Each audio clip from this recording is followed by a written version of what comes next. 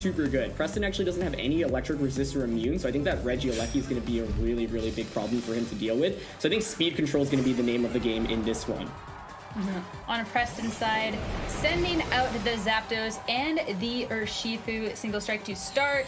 And then on Paul's side, that Regieleki you were just talking about, as well as that Groudon, which will be setting the sun here. Yeah, I mean, so, you know, the Electro Web combination here is really scary, right?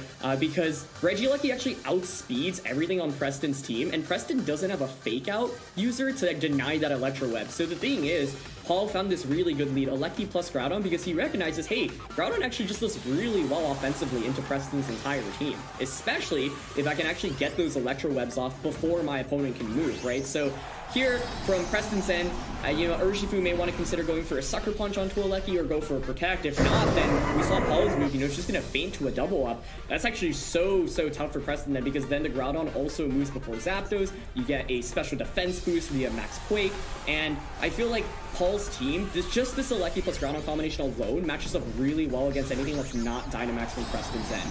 So Preston, given this lead matchup, really has to do his best to stall out Paul's Dynamax without losing too much, and ideally give himself some good speed control so that later on he can outspeed after the first couple of turns are over with the Pokemon that he has.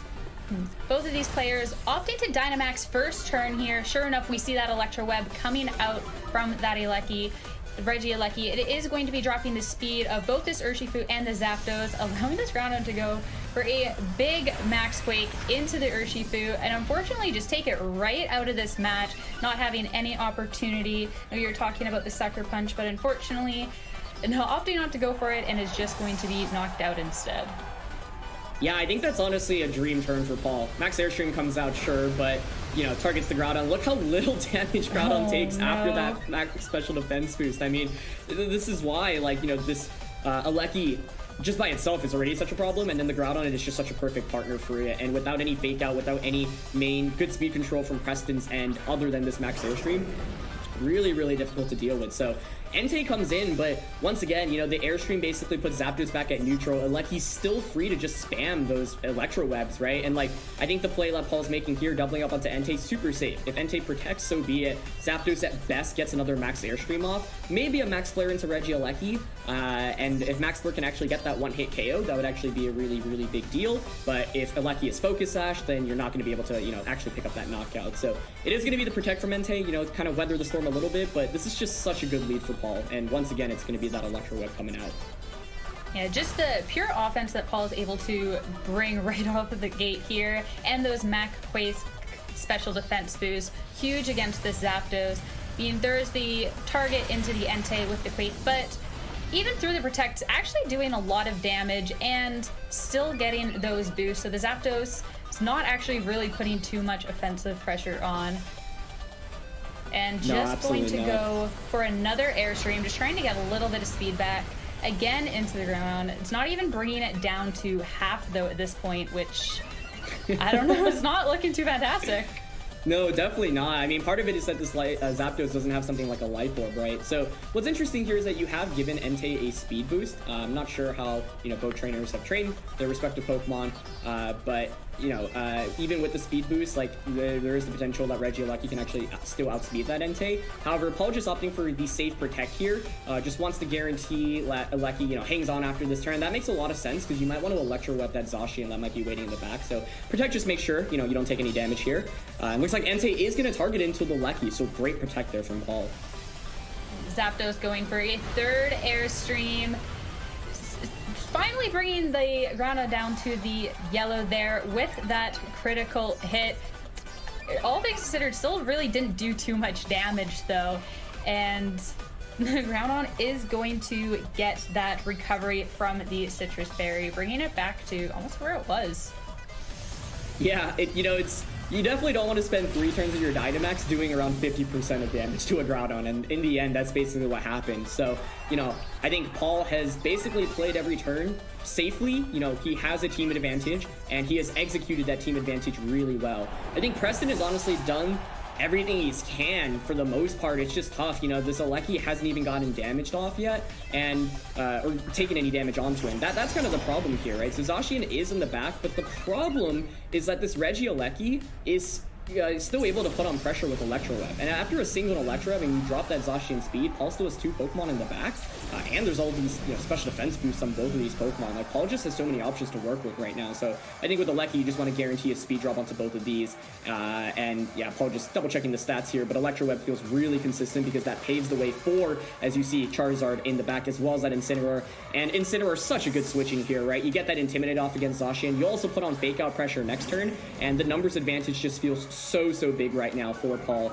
Each Intimidate drastically decreases Zacian's damage output as well. So Preston definitely in kind of a pickle here right now. 100%. The Zacian going for a Protect here.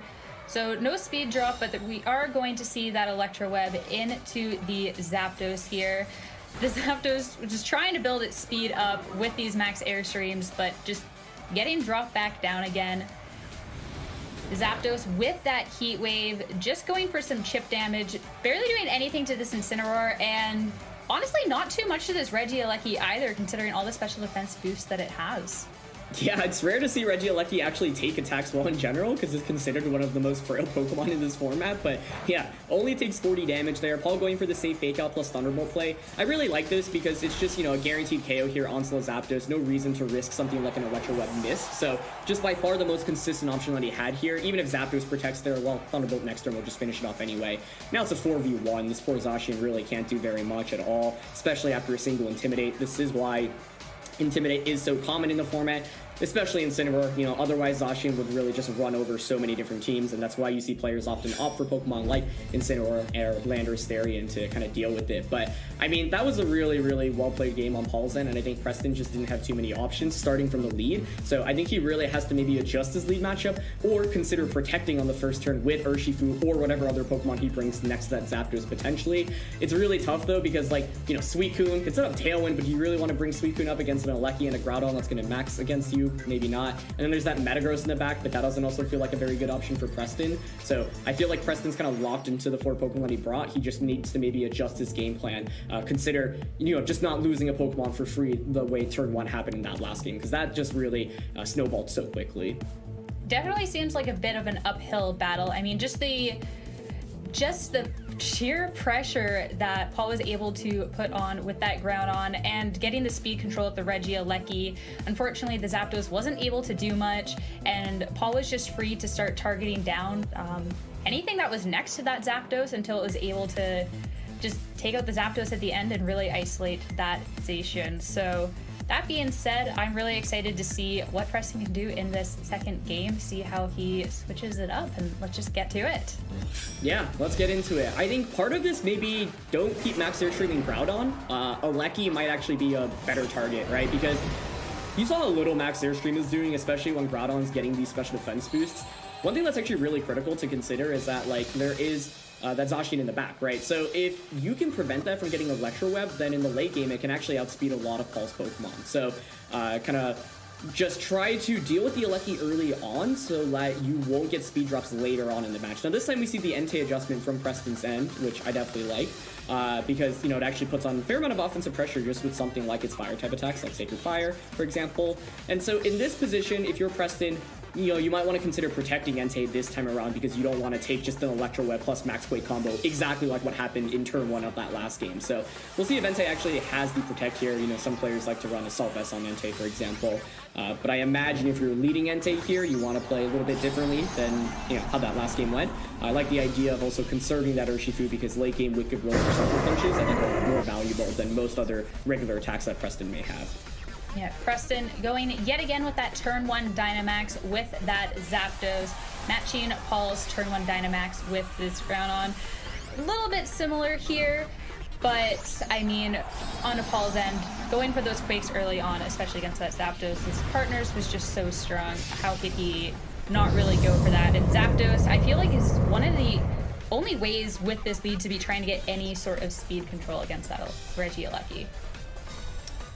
All right, it is going to be Protect this time around, so, weathering the storm a little bit more, and I think that's exactly the adjustment Preston needed to make, at least to not lose too many resources early on, which is great for him. So the Electro Web comes out once again, but it does confirm that the Entei actually has Protect and is not going to faint this turn, and actually This is really cool. If the Zapdos is going for a max Airstream, you boost Entei's speed, which means then, you know, you can outspeed the Groudon next turn, even if a Lucky goes for an Electro Web.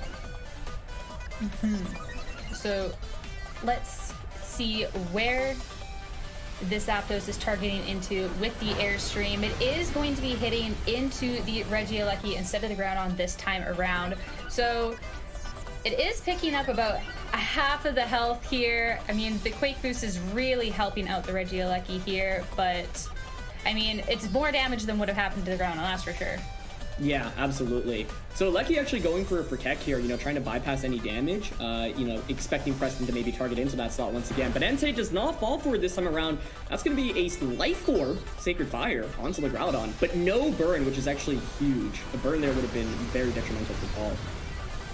Airstream as well, going into the Groudon this time around, bringing it to just below half and starting to get a bit more speed on Preston's side of the field here. Barry is going to go off on Paul's side to start gaining some of that health back, but Preston's slowly trying to build up that speed control and is starting to get those boosts now that that Regieleki did Protect.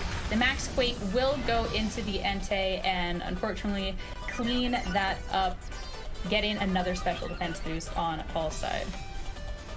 I think Preston is definitely in a better spot than he was in the last game, and I think like the adjustments made in this game were really smart. Love the decision to bring Entei.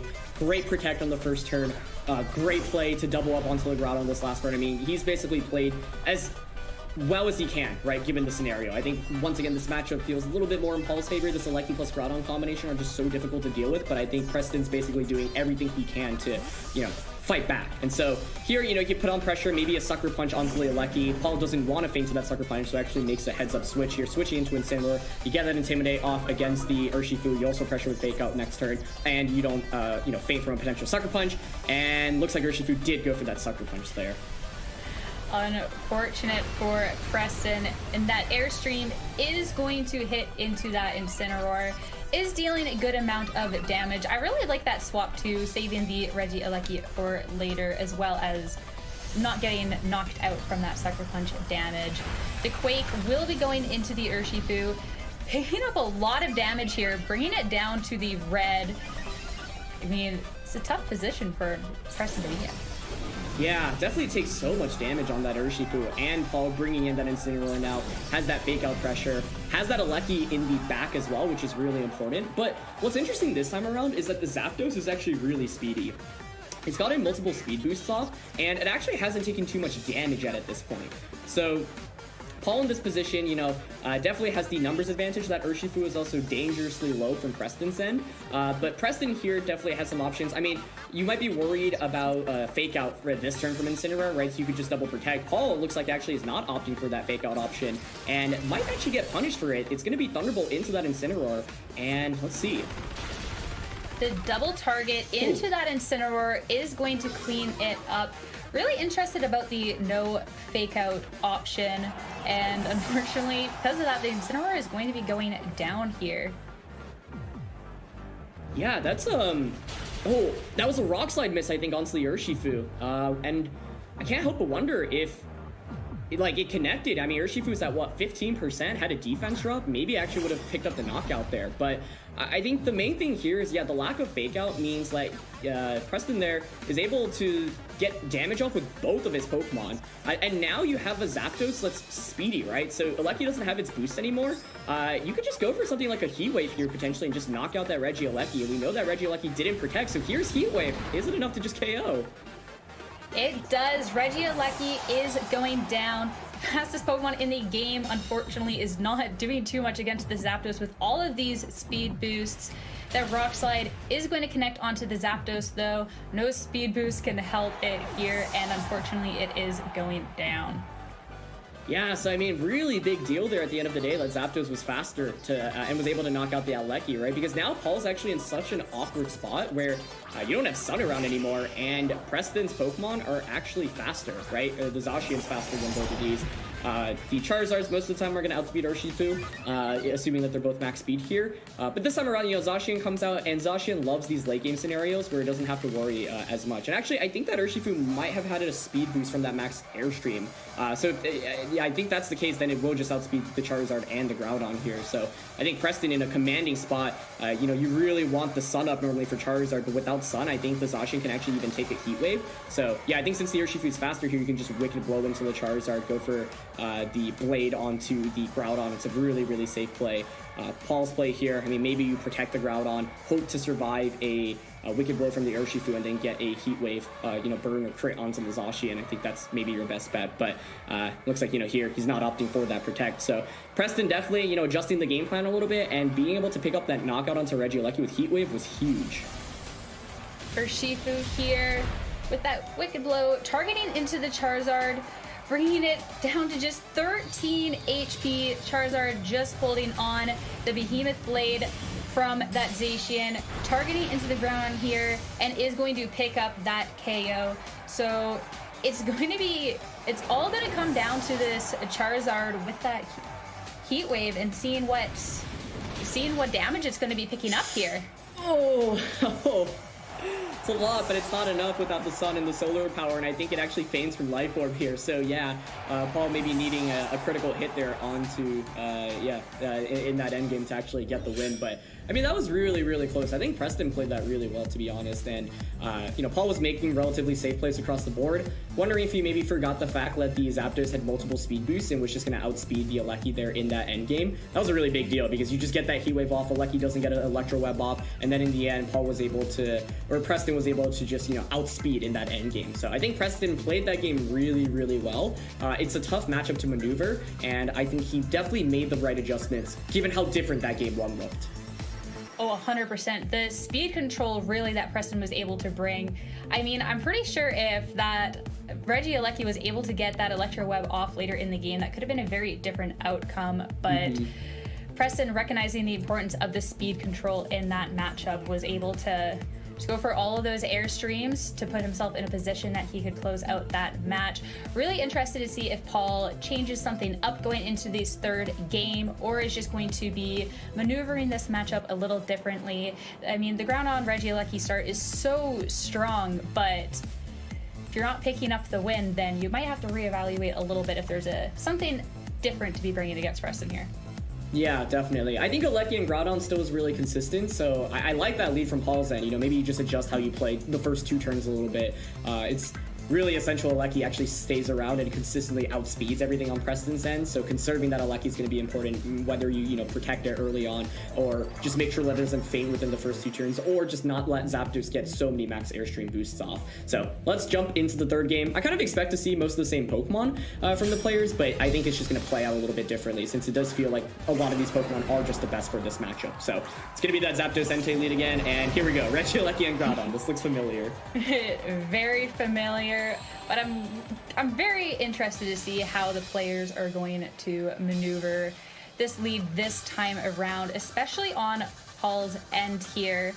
Looks like he's going to go just lock in right away to that Max Quake onto the Entei here. Yet again, very, very familiar scene as both players opting to max. Yeah, what's interesting here is the Regieleki is actually protecting, so this could be huge, right? If Preston moves into this and you go for a max Airstream and a Sacred Fire into the Groudon slot immediately, you actually get such a big lead, especially if you actually end up getting a burn onto the Groudon. But if you, for example, double up onto the Alecki and then Paul just gets the KO onto Entei, it feels so tough. Like, once again, the dynamic of this matchup is that I think it favors Paul more, just because the Alecki and Groudon match up so well type-wise, and Preston doesn't have that much that can actually like one-shot them, or even do that much damage to them. So for Preston, it feels like you kind of need to call every turn correctly, whereas for Paul, you know, all it takes is one good read and it gives you such a big advantage. So let's see if this Protect Gambit pays off for him. All right, Regieleki, of course, with that Protect. The Entei hitting into the Regieleki, as well as the Zapdos with the Max Airstream. Also into the Regieleki, trying to just take it out of this game right away. But Paul with that Protect, and unfortunately Preston does get that speed boost, but isn't really doing too much else on this turn. Yeah, I mean, that's a big protect on Paul's end there. He hadn't been, you know, playing that defensively with the Lecky in the last couple of games, at least on turn 1. So instead of just going for Electro Web this time around, reads into the potential of a double up. And I like both plays for both players there. I think Preston recognizes, hey, I really should just try to get a Lecky out of the field as quickly as possible. Paul also recognizes that and says, you know, neither of us have made this play on turn 1 before. I'm going to go for the protect, and if they double up into it, you know, we're in a really, really good spot. So I think, you know, that is a phenomenal turn for Paul there. Makes that read correctly, and it makes this match so much more difficult for Preston now, honestly, because like I said, once again, the matchup is just not very heavily favored towards him. So you've got that Urshifu out. That Zapdos has a speed boost, but I'm not sure it's even going to outspeed Regieleki if Regieleki here is max speed. And so, yeah, Aleki's still able to go first, gets that Electro Web off, and I mean, that's such a big deal. Just a single Electro Web to drop both of these Pokemon's speed greatly helps Paul out. Oh, for sure. Zapdos with that max Airstream into the Regieleki. I mean, still with these Quake boosts, it's not doing as much damage as it needs to, but it is going to get a speed boost onto your Urshifu with that Wicked Blow, targeting into the Regieleki, and Regieleki is finally out of here. Big KO there. Yeah, it's a big KO. The question I have to ask here is just like whether or not it's too late for that, right? Because this time around, Paul still has another turn of Dynamax left. He also has presumably that Incineroar in the back, so you can bring that in immediately just to deal with that Zacian, which Preston surely has in the back. And yeah, we see Paul's back too. It's going to be the Instant Charizard. I think you always want to bring out Incineroar here, get that Intimidate off, pressure with Fake Out as well. And now Preston's in such a tough spot, right? Do you go for the Protect on Zacian expecting a Fake Out and a Max Quake into that slot? Because that's a very safe opportunity from Paul's end. If you Protect, though, Paul could make, you know, play on top of that, and for example, Max Rockfall Flare Blitz into Zapdos, or even Max Rockfall Parting Shot into Zapdos. You'd always split your damage here as well, and yeah, he's not going to go for that Fake Out. Looks like he wants to opt for a Parting Shot onto Zapdos and Quake onto Zacian. I really like that play because I think it really covers all of your bases at this point. Also, if you manage to bring in that Charizard and get a special defense boost onto it, well, that means that the Zapdos might potentially miss out on a KO with something like Thunderbolt later on. So the tough thing with Zacian is that Fake Out is really strong against it, and we kind of saw that in the last game too, right? So it is going to opt for that Protect, but we know that Paul didn't launch that Fake Out into that slot. So Paul making a really nice play to just cover all of his bases here. Zapdos with that max Airstream into the Incineroar, about half health here. I mean, I have to wonder too with that Charizard in the back. Last game we saw that Charizard coming out a little late, not really being able to utilize the sun.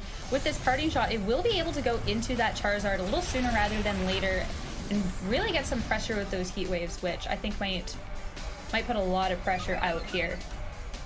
Yeah, and the Parting Shot here, you know, dropping Zapdos' stats is really critical. Zapdos actually does not get the, you know, special defense boost because Instin's going to actually switch out after Groudon, but what this means is that Paul gets that free switch into Zapdos, and I really like that play once again from Paul's end because it really covers your bases. I don't think a Behemoth Blade and a Max Airstream would have KO'd Groudon anyway because of that Intimidate onto Zacian and looking at how bulky Groudon was. And so, you know, unless Zacian has something like Substitute there, there's really no way to get out of that position from Paul's end.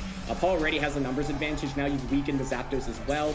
You've got Charizard out in a better position. Like you mentioned, Sierra wasn't able to do that much in that last game. I mean, it was close, but you know, at that point, Charizard was already so far behind. This time around, Charizard's in a much better spot. Also, Zapdos is at -1 special attack, and so I'm not even sure if Thunderbolt will be able to KO the Charizard. So from Preston's end, I think you need a double up on this Charizard, at least try to hope for a KO onto that slot, and then hope for misses right now from the Groudon, because Groudon is relying on Rock Slide and Preston's Blades. Both of those attacks are a little bit inaccurate, but I think you have to try to go for the knockout onto Charizard. Paul, of course, though, could read into that Protect the Charizard, so we'll see. But it's going to be Thunderbolt coming out first.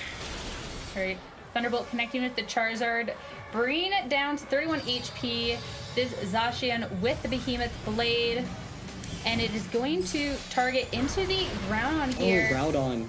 Picking up a lot of damage, but this gives the Charizard the opportunity to be going for Heat Wave and picks up a double KO here, taking both of these Pokemon out of the battle, and Paul's gonna take that.